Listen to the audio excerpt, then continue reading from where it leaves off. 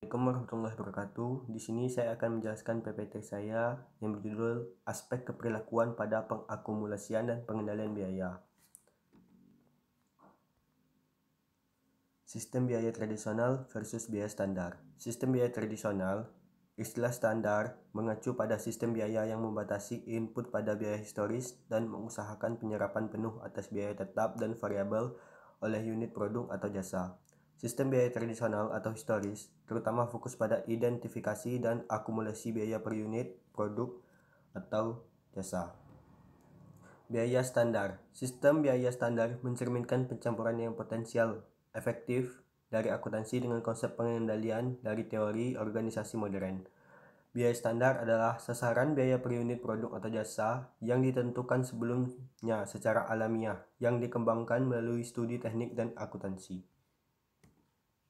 Kompabilitas dengan konsep teori organisasi modern. Menurut Edwin Camplain, langkah-langkah pengendalian yang pertama, penetapan tujuan organisasi. Yang kedua, penentuan pusat pertanggungjawaban yang sesuai dengan penugasan fungsi kepada masing-masing. Yang ketiga, pengisian staf dari pusat pertanggungjawaban dengan individu-individu yang mewakili kemampuan, motivasi, dan pengetahuan yang mencukupi untuk melakukan fungsinya. Yang keempat, penciptaan jalur komunikasi antara pusat pertanggungjawaban dan unit organisasi lainnya, serta di mana perlu lingkungan eksternal. Yang kelima, pengembangan prosedur yang memastikan bahwa informasi yang mencukupi relevan dan tepat waktu sepanjang jalur komunikasi.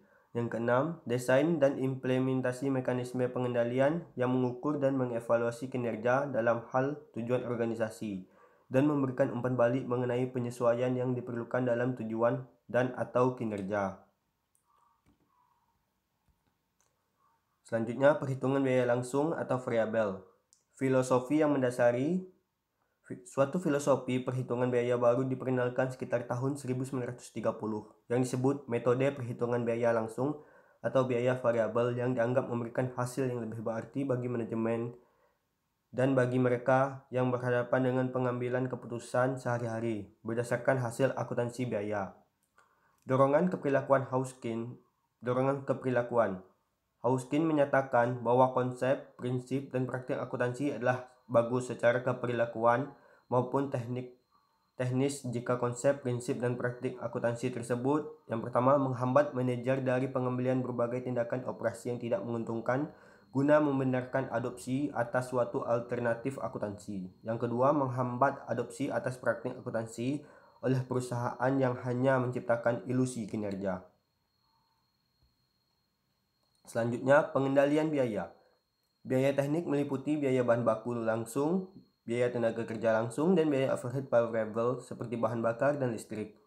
Biaya tetap yang dikomitmenkan atau biaya kapasitas adalah seluruh biaya organisasi dan pabrik yang terus terjadi, yang tidak dapat dikurangi tanpa merugikan kompetensi organisasi untuk memenuhi tujuan jangka panjang. Biaya diskresioner, juga disebut biaya terprogram, adalah biaya yang muncul dari keputusan periodik mengenai jumlah maksimum yang akan dikeluarkan dan biaya yang tidak memiliki hubungan optimum yang dapat ditunjukkan antara input dan output ataupun tujuan lainnya. Selanjutnya, pengambilan keputusan. Situasi pengambilan keputusan yang umum. Yang pertama, keputusan bauran produk. Yang kedua, penentuan harga produk baru. Yang ketiga, penghapusan produk. Yang keempat, pesanan khusus. Yang kelima, kampanye iklan dan promosi. Yang keenam, keputusan mengurangi biaya. Selanjutnya, aspek keperilakuan dari langkah akuntansi biaya yang dipilih. Penetapan standar. Elemen penting berpengaruh dalam menentukan keberhasilan atau kegagalan sistem biaya standar yang digunakan sebagai kriteria kinerja. Raymond Miles dan Roger Fern mengungkapkan 4 prasyarat utama berikut bagi sistem pengendalian yang unggul secara keperilakuan. Yang pertama, standar harusnya ditetapkan dengan cara yang sedemikian rupa sehingga orang menerimanya sebagai sesuatu realistis dan bukan arbitrer. Yang kedua, orang-orang harus merasa bahwa mereka memiliki pengaruh dalam menetapkan tujuan mereka sendiri. Yang ketiga, orang-orang harus yakin bahwa mereka tidak akan dihukum secara tidak adil untuk variasi normal yang terjadi secara kebetulan dalam kinerja. Yang keempat, Umpan balik atas kinerja haruslah bertujuan untuk koreksi maupun evaluasi. Selanjutnya, partisipasi dalam penetapan standar. Dalam salah satu studi empiris, mereka menggunakan teori disonansi kognitif untuk mendapatkan lebih banyak wawasan mengenai penyebab partisipasi lebih efektif dalam penetapan standar kinerja. Teori disonansi kognitif terpusat pada 3 konsep kunci. Yang pertama, kemauan, kedua, disonansi, dan ketiga, komitmen. Dalam konteks penetapan standar, teori ini mengimplementasikan bahwa jika manajemen menginginkan komitmen yang pasti terhadap standar, maka individu yang dikendalikan harus memilih kemauannya.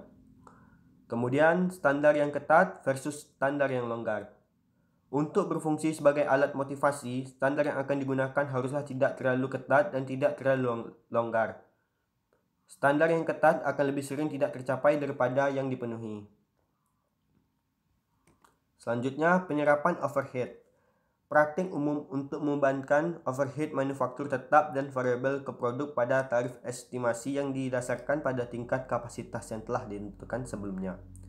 Selanjutnya, alokasi biaya tidak langsung. Dalam riset yang didukung oleh National Association of Accountants atau disingkat NAA, James Friedman dan Xu S. Liao menemukan bahwa perusahaan responden membedakan dengan tegas dua jenis biaya tidak langsung, yaitu biaya jasa korporat dan biaya administratif korporat. Selanjutnya, aspek keperilakuan. Komponen khusus kebijakan pengendalian yang dapat mempengaruhi respon manusia adalah faktor-faktor seperti batas yang ditetapkan oleh manajemen, jenis hasil umpan balik, ketaatan pemaksaan, serta penghargaan dan sanksi yang terkait dengan kebijakan pengendalian.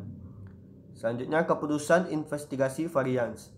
Keputusan manajemen semata-mata tergantung pada penilaiannya atas signifikan diskrepansi yang diamati. Varians ini memiliki dasar untuk menentukan apakah varians tersebut ditimbulkan dari penyalahgunaan yang dapat diidentifikasikan dan dikendalikan, atau apakah varians tersebut bersifat acak-acak atau tidak dapat dikendalikan.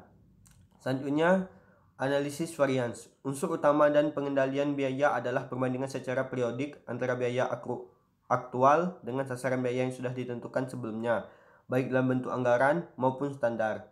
Varians tersebut dapat berupa hasil dari berbagai penyebab. Beberapa di antara dapat dijelaskan dan dikendalikan, sementara yang lain tidak dapat dijelaskan maupun dikendalikan. Kesimpulan, sistem biaya tradisional tidaklah bagus secara keperilakuan dan dapat mendorong respon yang tidak diinginkan dan destruktif ketika digunakan dalam mengevaluasi kinerja dari individu yang diberikan tugas untuk melaksanakan berbagai aktivitas dalam batasan anggaran tersebut.